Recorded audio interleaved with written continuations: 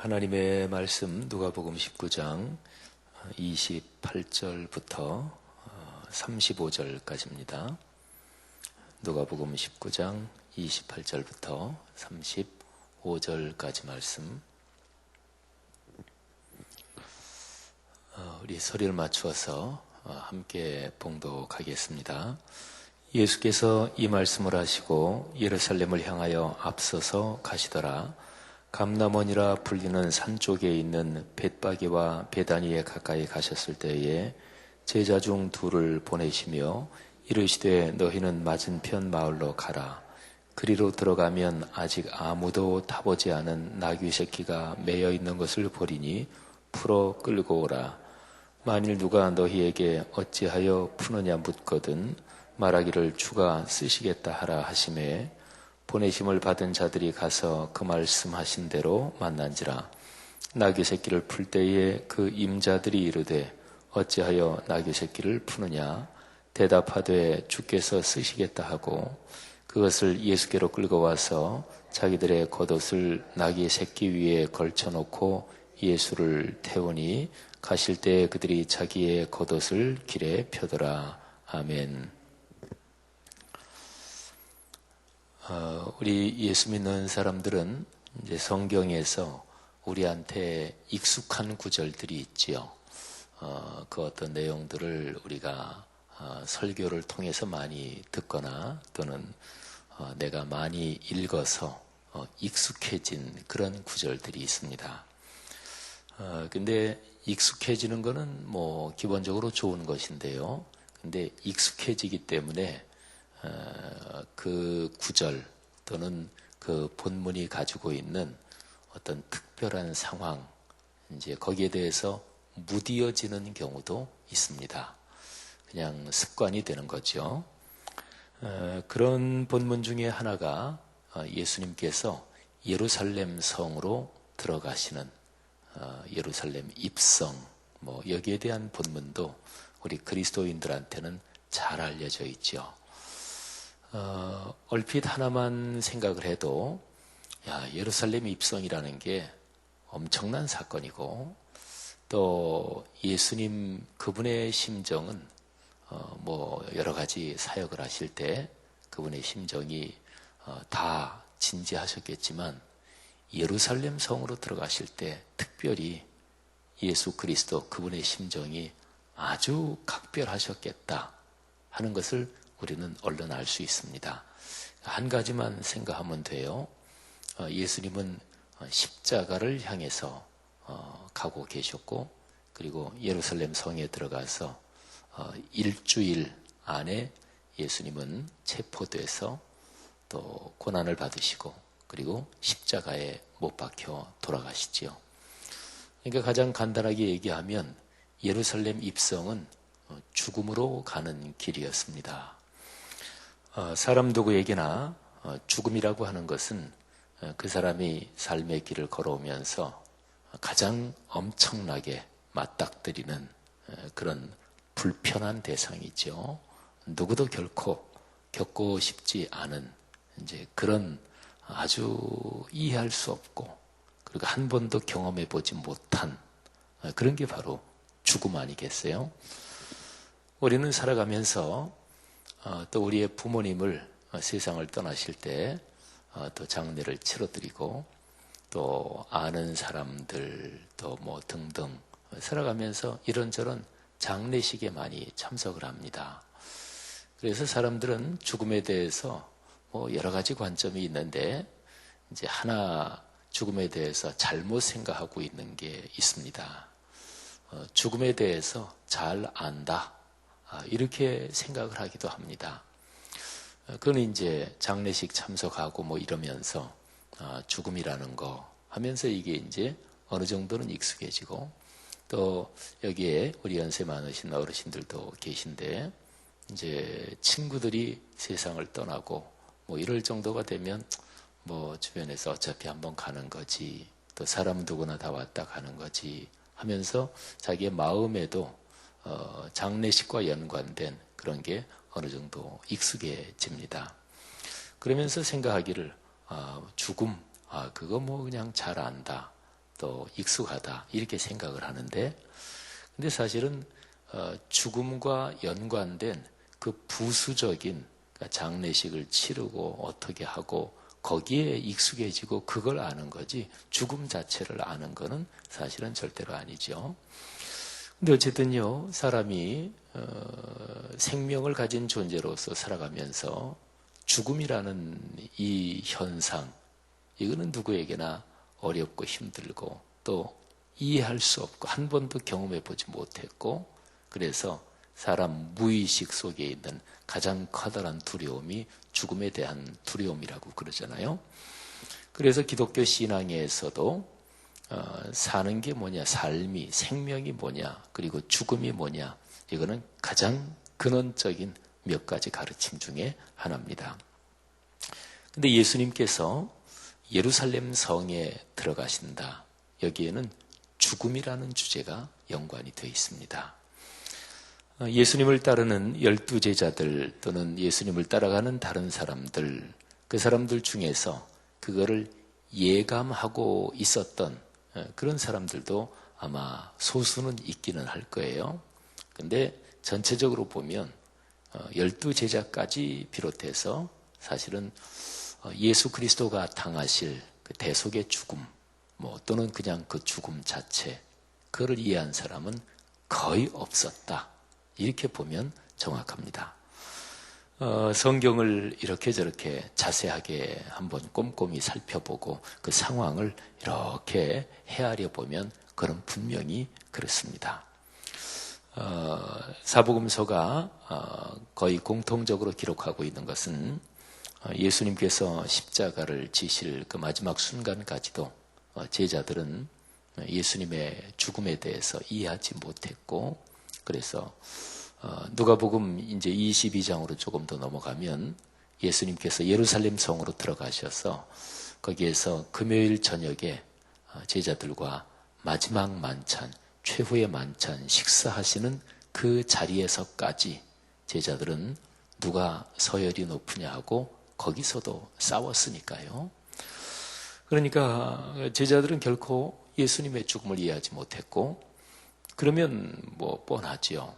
예수님께서 예루살렘 성으로 들어가실 때 당신이 지시게 될 십자가, 그리고 당신이 짊어져야 될 대속의 죽음, 그거는 오로지 한 사람, 예수님 자신만 깊이 이해하고 있었습니다.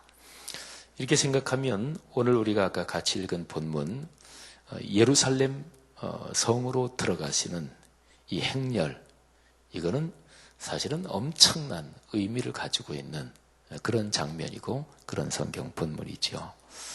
근데 우리 예수 믿는 사람들은 이 본문에 이미 익숙해져 있기 때문에 이 본문이 가지는 큰 의미를 잘못하면 이제 놓치고 그냥 쑥 지나가는 거죠.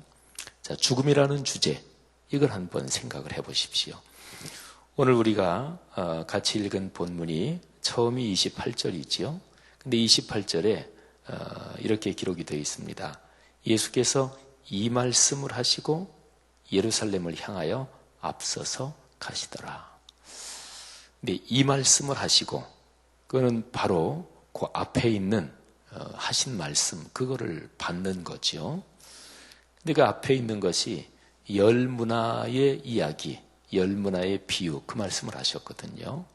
그리고 그 이야기 제일 끄트머리에 보면, 끄트머리쯤에 보면 한 문화를 그대로 가지고 온 종을 책망하지요. 그리고 나서 27절에 이 귀인이, 주인이 왕위를 받아가지고 오려고 먼 나라로 갔다가 왔는데 이 사람이 왕이 되는 것을 원하지 않던 사람들이 있었어요. 근데 그 사람들에 대해서 이렇게 기록합니다. 그리고 내가 왕됨을 원하지 아니하던 저 원수들을 이리로 끌어다가 내 앞에서 죽이라 하였느니라. 그러니까 바로 앞에 예수께서 이 말씀을 하시고 예루살렘을 향하여 앞서서 가시더라 그랬는데, 이 말씀이라는 게 죽음에 대한 얘기거든요. 물론 이 얘기는 예수님의 죽음에 대한 얘기는 아니에요. 이거는 예수 그리스도, 그분의 메시아이신 것, 또 그분이 말하자면 하나님 나라의 왕, 또는 그분의 가르침의 권위, 이것을 전혀 인정하지 않았던 사람들을 끌어다가 내 앞에서 죽이라. 열문화의 비유 이야기에서 저 원수들 이렇게 표현한 것은 구체적으로 말하면 사두개인들, 바리새인들, 또 그 당시에 유대 사회에서 권력을 쥐고 있던 장로들, 헤롯 땅, 이 사람들을 구체적으로 의미합니다. 오늘 여기 누가복음 본문에는요, 그 예수님이 지금 비유로 말씀하신 그 사람들의 반응은 여기 누가복음 요 문맥에는 기록이 되어 있지 않아요. 근데 마태복음, 마가복음, 또 누가복음 이거를 같이 꼼꼼히 살펴보면 예수님께서 바리새인들하고 사두개인들 이 사람들을 비유로 가리키면서 말한 그거를 이야기하실 때 그 사람들이 알았습니다. 그러니까 예수 저 양반이 무슨 얘기를 하나? 저 비유에서 저 사람이 가리키는 사람이 누군가 그걸 모르는 게 아니라 알았습니다. 그래서 다른 복음서도 종합해 보면 예수님이 자기들을 가리켜서 이야기하는 것인 줄 알고 어떻게든 공격을 하려고 하는데 어떨 때는 사람들이 예수님을 너무 아주 적극적으로 따르니까 사람들이 무서워서 어떻게 하지 못하기도 하고 뭐 이런 거죠. 예수님은 지금 그 당시의 종교 권력자들하고 아주 첨예하고 아주 굉장히 심한 그 속으로 그냥 예수님이 지금 들어가시는 거예요. 그러니까 그 사람들을 향해서 죽음이라는 얘기를 하실 정도로 예수님은 지금 엄청난 싸움 속으로 들어가시는 거죠. 그리고 예수님 자신도 자신의 목숨을 이미 하늘아버지의 손에 맡겨 놓으셨습니다. 그리고 죽음에 대해서 얘기를 하면서 당신의 목숨도 하나님 아버지의 손에 다 맡겨놓고 그리고서 지금 예루살렘 성으로 들어가시는 거예요. 그러니까 보통 장면이 아니죠. 그러니까 죽음이라는 가장 무거운 주제와 연관된 예수님의 행보가 바로 예루살렘 성을 향해서 가시는 걸음입니다. 그런데요, 이 본문에서 아주 중요한 표현이 있습니다. 제가 28절을 아까 읽었는데 거기에 보면 예루살렘을 향하여 앞서서 가시더라. 앞서서 가시더라 이 표현을 잠시 주목해야 합니다. 근데 마가복음에서요, 지금 이 장면하고 비슷한 이 상황에서 제가 한 절을 읽어드리겠는데 마가복음 10장 32절 말씀이에요. 제가 한번 읽습니다. 예루살렘으로 올라가는 길에 예수께서 그들 앞에 서서 가시는데 그들이 놀라고 따르는 자들은 두려워하더라. 이에 다시 12 제자를 데리시고 자기가 당할 일을 말씀하여 이르시되 하면서 이제 예수님 자신이 대제사장들 서기관들에게 넘겨지고 또 그들이 죽이기로 결의하고 이방인들에게 넘겨주고 그들은 능욕하고 침뱉으며 채찍질하고 죽일 것이다. 당신의 죽음에 대해서 예고를 하십니다. 근데 여기 마가복음 10장 32절에서도 그들 앞에 서서 가신다. 이 표현이 아주 명백하게 기록이 되어 있습니다. 예수님께서 예루살렘 거의 이제 가까이 오셔서 이제 그야말로 지금부터는 예루살렘 성을 향해서 곧 이제 도착한다. 그 행로에서 예수님이 앞에 서서 가셨습니다. 이걸 한번 상상을 해보십시오. 인간적으로, 개인적으로 보면 예수님 자신은 십자가의 죽음을 향해서 가시는 길이기 때문에 죽음을 향해서 가는데 어느 사람이라고 해서 거기 빨리 가고 싶다. 거기 하여튼 얼른 도달하고 싶다. 이런 사람은 아무도 없을 것입니다. 근데 예수님은 앞에 서서 걸어가고 계셨습니다. 우리는 이 본문 표현에서 십자가를 향해서 가시는 예수님의 자세 또는 그분의 모습이 어쩔 수 없어서 가시는 것이 아니라 하늘 아버지의 뜻에 순종해서 감사한 마음으로 또는 적극적인 마음으로 순종하며 걸어가신다. 이런 걸 우리는 알 수가 있습니다. 너무나 당연한 얘기지만 사람이 어떤 일을 할 때 억지로 하는 거 하고요. 눈치 봐가면서 하는 거 하고 또는 체면상 하는 거, 뭐 이런저런 이런 모습들 하고요. 그리고 적극적으로 그리고 감사한 마음으로 하는 거하고는 엄청난 차이가 있습니다. 또 특별히 무엇보다 내가 하는 어떤 일에 의미를 깨닫고, 그러니까 그 일에 담긴 의미가 있잖아요. 그 의미를 깨닫고 그 의미가 중요하다는 것을 가슴에 꼭 끌어안고 다른 사람 뭐 전혀 눈치 보지 않고 또는 좌고우면하지 않고 야, 이게 참 중요하다. 내가 마땅히 해야 될 일이다. 그런 생각을 가지고 기쁜 마음으로 적극적인 마음으로 그 일을 하는 것. 이거는 사실은 가장 귀한 거지요. 예수님께서 예루살렘 성을 향해서 가실 때 예수님은 그런 마음을 가지고 계셨습니다. 그래서 여기에 앞서서 가시더라. 이 말씀에 바로 예수님의 그런 모습, 그런 자세가 담겨 있는 거지요. 여러분, 신앙생활을 하면서 어떤 사람이 신앙생활이 오래됐단 말이에요. 뭐 10년, 20년, 30년 또는 모태신앙부터 해가지고 60년, 7, 80년 뭐 신앙생활 아주 오래 하시는 분도 계시죠. 근데 신앙생활은 오래 했는데 신앙은 성숙하지 않는 그런 경우도 있습니다. 인생을 쭉 살다 보면 시간이 지나면 저절로 성숙해지지. 그거는 절대로 아니다. 이런 거는 누구나 다 깨닫는 일이지요. 나이가 들었다고 다 지혜로운 거 아니고, 나이가 들었다고 인격이 다 성숙한 거 아니고, 시간이 오래됐다고 저절로 되고 그러는 거는 없지요. 귀한 거는 반드시 훈련해야 합니다. 그런데 신앙생활은 오래 했는데 왜 믿음이 자라지 않을까? 왜 신앙이 성숙하지 않을까? 그거는 아주 분명합니다. 일반적으로 얘기하면 훈련하지 않아서 그렇습니다. 자기 신앙을 훈련하지 않아서. 근데 신앙의 훈련에서 제일 중요한 것은 내가 신앙생활하면서 예배든 기도의 자리든 또는 교회 공동체에서 어떤 직분을 맡아서 봉사하는 것이든 그 일의 의미를 잘 깨달아야 돼요. 그리고 그 일의 의미를 깨닫고 내가 이 일을 맡았다는 것에 대해서 감격하고 감사하는 마음으로 하나님과의 관계를 중심으로 그 일에 헌신을 해야 돼요. 이게 이제 신앙의 훈련입니다. 그런데 너무도 종종 신앙생활을 하면서 뭐 우리의 일상, 직업, 사회생활이 다 하나님 앞에 의미가 있는 거지만 그 중에서 신앙 훈련을 하는 제일 중심적인 자리는 교회 공동체의 생활이잖아요. 이 교회 공동체에서 어떻게 신앙생활을 하느냐, 그게 이제 그 사람의 사회생활이에요. 그러니까 성경적인 가르침 그 맥락에서 보면 언제나 구약의 이스라엘 백성 공동체도 그렇고요. 또 신약에 와서 교회 공동체도 그렇고요. 이 신앙 공동체 이 안에서 어떻게 생활하고 그게 이 세상의 삶을 변화시킨다. 이게 중심이거든요. 그러니까 신앙 공동체에서는 뭐 그 사람은 제대로 신앙생활 안 하고 뭐 그냥 그렇다.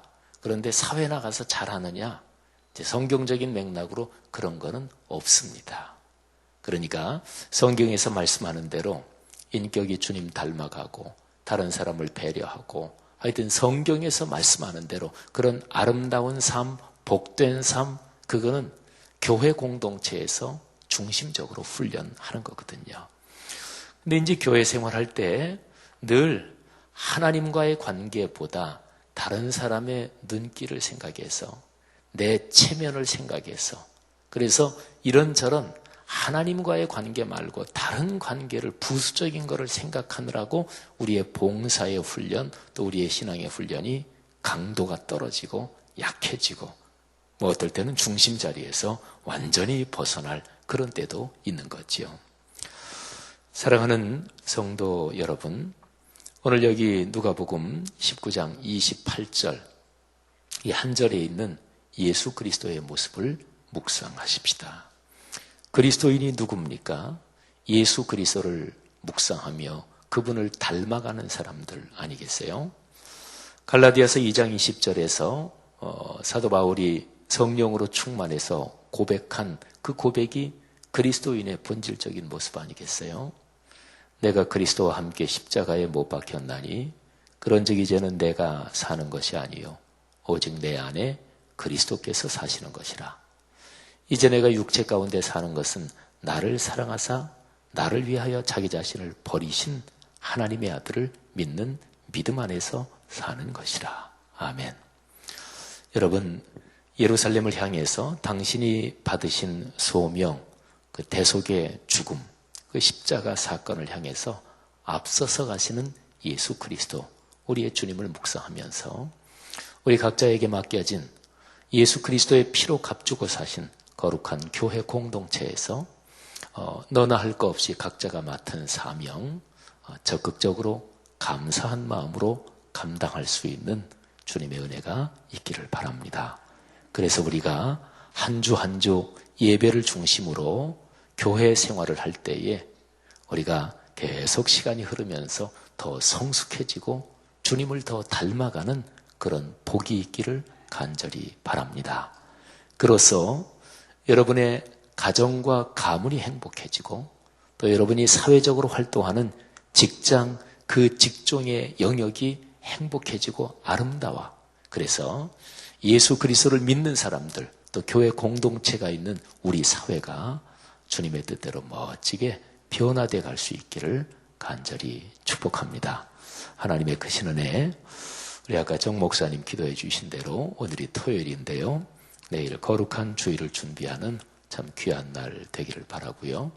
또 여러분의 가정 가문에서 기도하시는 제목마다 하나님이 응답해 주시고 또 아들, 딸, 또 손녀, 손자, 또 여러분의 건강이나 가정, 경제, 걸어가는 인생길에서 끌어안고 잘 관리해야 되는 모든 일에 주의 축복이 함께 하시기를 간절히 바랍니다. 하나님 아버지 은혜 진심으로 감사합니다. 오늘 이 말씀에서 예루살렘을 향해서 앞서서 걸어가시는 우리 주님의 모습을 저희가 묵상했습니다. 하나님, 앞서 걸어가시는 주 예수 그리스도 우리가 늘 잘 따라가게 도와 주옵소서. 인생에서 누구나 다 시간의 흐름을 거스를 수 있는 사람은 아무도 없는데 시간의 흐름, 그 강물의 흐름을 따라 삶의 길을 걸어가며 시간이 지나면서 더 지혜로워지고 또 온유해지며 주 예수 그리스도 성품 닮을 수 있도록 도와 주옵소서. 하나님께서 우리 성도들의 각 가정, 가문 또 하는 모든 일에 복을 주시기를 기도합니다. 특별히 구체적으로 사는 문제에서 하나님이 지혜를 주시고 좋은 문들을 열어 주옵소서. 하나님이 우리에게 맡기신 자녀들 또는 후손들을 위해 기도할 때마다 하나님께서 그 기도를 응답해 주옵소서. 하나님께서 오늘까지 진행되고 있는 청년부 제1공동체 여름 수련을 축복하시고 말씀을 증언하시는 강한일 목사님에게 하나님이 큰 성령의 은혜 더하시고 또 수련회 마치고 돌아올 때까지 강화도 신덕기도원에서 은혜가 넉넉하게 하옵소서. 다음 주 주말에 있을 우리 태아 영아부 여름 성경학교까지 우리 모든 여름 사역들, 우리 장로님들 비롯해서 집사님 또 권사님들 또 모든 젊은이들, 모든 성도님들 최선을 다해서 주님을 섬겼습니다. 하나님께서 주님을 섬긴 이 아름다운 봉사들, 가정, 가문, 걸어가는 삶의 길에 큰 복으로 축복해 주옵소서. 예수 그리스도 이름으로 축복하며 기도합니다. 아멘. 목사님을 통해서 귀한 말씀 주신 하나님께 감사드립니다. 우리 교회 공동 기도문으로 함께 기도 올리시겠습니다. 오늘은 선교에 대한 기도입니다. 모든 민족과 나라에 십자가의 복음을 전하도록 온 세계에 12개의 선교센터를 세우게 하옵소서.